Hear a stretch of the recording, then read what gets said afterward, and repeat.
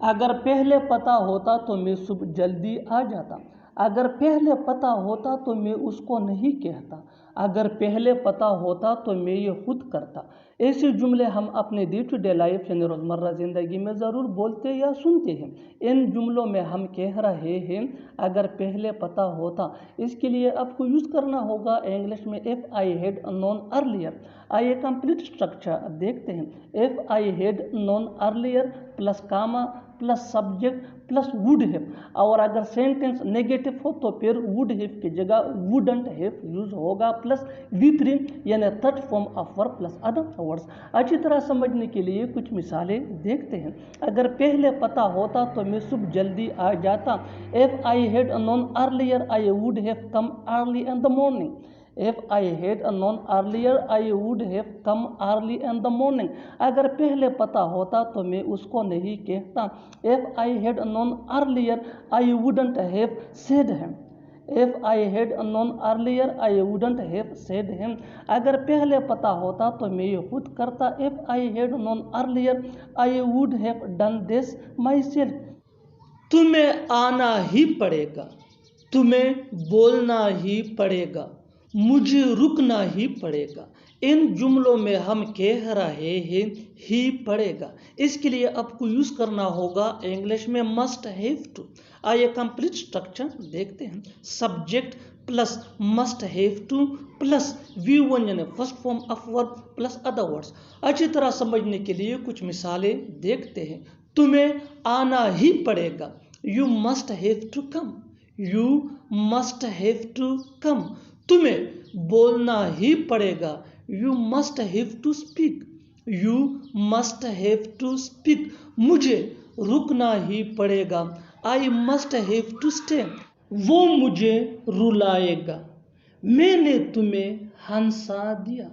آپ نے مجھے غصہ دلایا. تم نے اسے رلا دیا. ان جملوں کو غور سے دیکھو. ایسے جملے ہم اپنے ڈے ٹو ڈے لائف یعنی روزمرہ زندگی میں ضرور بولتے یا سنتے ہیں دوسروں سے. ایسے جملے ہمیں روز بولنے یا سننے کو ملتے ہیں اپنے ڈے ٹو ڈے لائف میں. ان جملوں کے لیے انگلش کا یہ اسٹرکچر یوز ہوتا ہے.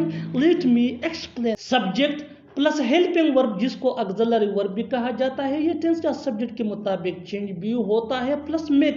میک یہ کازیٹیو ورب ہے اور یہ بھی ٹینس یا سبجیکٹ کے مطابق چینج ہو سکتا ہے. پلس آبجیکٹ پلس V1 یعنی first form of verb.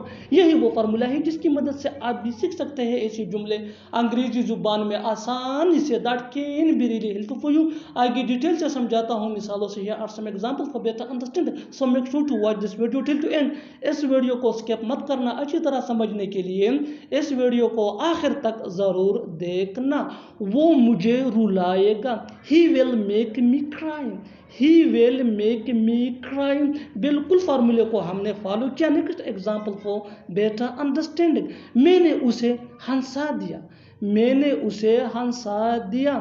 I made him laugh. I made him laugh. One more example for better understanding. آپ نے مجھے غصہ دلا دیا. You made me angry.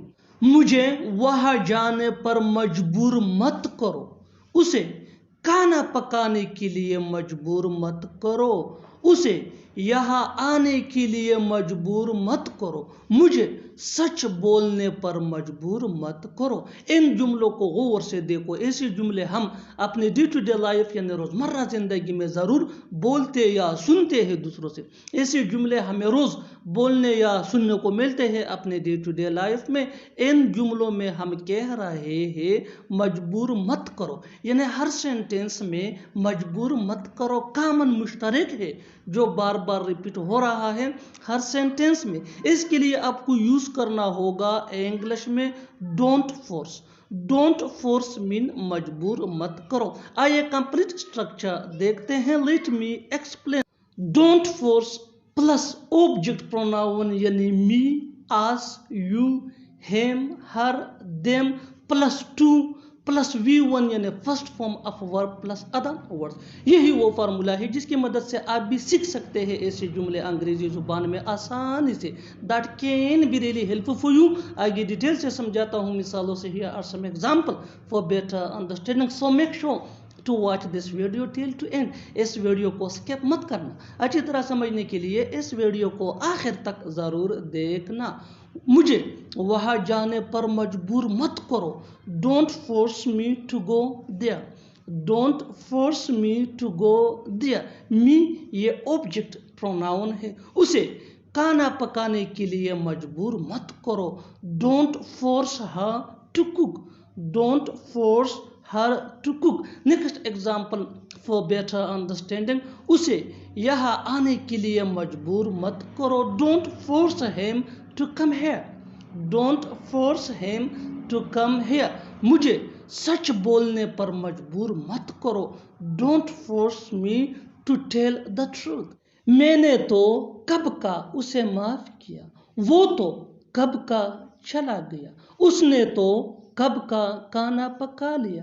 ہم نے تو کب کا کھیل لیا. ان جملوں کو غور سے دیکھو. اسی جملے ہم اپنے ڈے ٹو ڈے لائف یعنی روزمرہ زندگی میں ضرور بولتے یا سنتے ہیں دوسروں سے. اسی جملے ہمیں روز بولنے یا سننے کو ملتے ہیں اپنے ڈے ٹو ڈے لائف میں. ان جملوں میں ہم کہہ رہے ہیں کب کا یعنی ہر سینٹینس میں کب کا کامن مشترک ہے جو بار بار ریپیٹ ہو رہا ہے ہر سینٹینس میں. اس کے لیے آپ کو یوز کرنا ہوگا انگلش میں ٹو لانگ اگو. ٹو لانگ اگو مین کب کا. آئیے کمپلیٹ اسٹرکچر دیکھتے ہیں. Let me explain. Sentence plus two long اگو. سینٹینس کی سچویشن کے حساب سے ہوگا اور ٹو لانگ اگو یہ فریز ہے دیٹ مین کب کا. یہی وہ فارمولا ہے جس کی مدد سے آپ بھی سیکھ سکتے ہیں اس جملے انگریزی زبان میں آسانی سے. That can be really help for you. آگے ڈیٹیل سے سمجھاتا ہوں مثالوں سے. Hair are some example for better understanding. So make sure to watch this video till to and. Us video کو سکپ مت کرنا. اچھی طرح سمجھنے کے لیے اس ویڈیو کو اینڈ تک ضرور دیکھنا. میں نے تو کب کا اسے معاف کیا. I forgave him too long ago. I forgave him too long ago. وہ تو کب کا چلا گیا. He went too long ago. He went too long ago. اس نے تو کب کا کھانا پکا لیا. She cooked too long ago. She cooked too long ago. ہم نے تو کب کا کھیل لیا. We played too long ago. سمجھانے کی ضرورت نہیں ہے میں سمجھتا ہوں. بتانے کی ضرورت نہیں ہے میں پہلے سے ہی جانتا ہوں. پوچھنے کی ضرورت نہیں ہے تم جا سکتے ہو. کہنے کی ضرورت نہیں ہے میں اپنا کام کر لوں گا. ان جملوں کو غور سے دیکھو. ایسے جملے ہم اپنے ڈے ٹو ڈے لائف یعنی روزمرہ زندگی میں ضرور بولتے یا سنتے ہیں دوسروں سے. ایسے جملے ہمیں روز بولنے یا سننے کو ملتے ہیں اپنے ڈے ٹو ڈے لائف میں. ان جملوں میں ہم کہہ رہے ہیں ضرورت نہیں ہے یعنی ہر سینٹینس میں ضرورت نہیں ہے کامن مشترک ہے جو بار بار ریپیٹ ہو رہا ہے ہر سینٹینس میں. اس کے لیے آپ کو یوز کرنا ہوگا انگلش میں نیڈلیس. نیڈلیس مین ضرورت نہیں ہے. آئیے کمپلیٹ اسٹرکچر دیکھتے ہیں. Let me explain. نیڈلیس plus two plus V1 یعنی first form of verb plus Cama plus sentence. Sentence یہ سچویشن کے حساب سے ہوگا اور نیڈلیس یہ ہمارا فارمولا ہے. دیٹ مین ضرورت نہیں ہے. یہی وہ فارمولا ہے جس کی مدد سے آپ بھی سیکھ سکتے ہیں ایسے جملے انگریزی زبان میں آسانی سے. That can be really helpful for you. آگے ڈیٹیل سے سمجھاتا ہوں مثالوں سے. Hair are some example for better understanding. So watch this video till to and. Us video کو سکپ مت کرنا. اچھی طرح سمجھنے کے لیے اس ویڈیو کو اینڈ تک ضرور دیکھنا. سمجھانے کی ضرورت نہیں ہے میں سمجھتا ہوں. Needless to explain I understand. Needless to explain I understand. بتانے کی ضرورت نہیں ہے میں پہلے سے ہی جانتا ہوں. Needless to tell I already know. Needless to tell I already know. پوچھنے کی ضرورت نہیں ہے تم جا سکتے ہو. Needless to ask you can go. Needless to ask you can go. کہنے کی ضرورت نہیں ہے میں اپنا کام کر لوں گا. Needless to say I will do my work. Needless to say I will do my work. اور آخر میں یہ سینٹینس آپ کے لیے کامن سیشن میں اس کا جواب ضرور دینا. بولنے کی ضرورت نہیں ہے میں دیکھوں گا. بولنے کی ضرورت نہیں ہے میں دیکھوں گا. Subscribe to English page for more advance English sentence structure.